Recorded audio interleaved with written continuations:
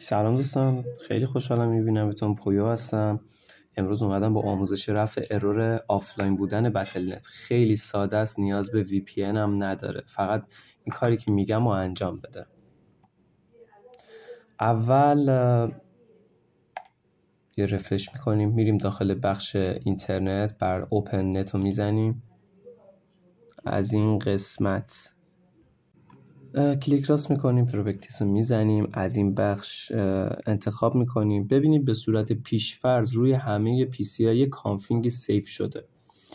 این کانفیگی که من داخل دیسکریپشن براتون نوشتم و اجرا کنید، این DNS رو وارد کنید.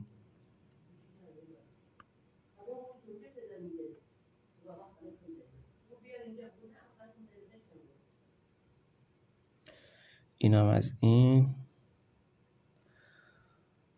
خب اوکی میزنیم، این پنجره رو هم میبندیم. بریم حالا تست کنیم.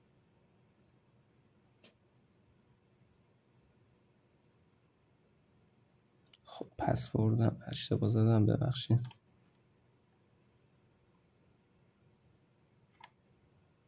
نه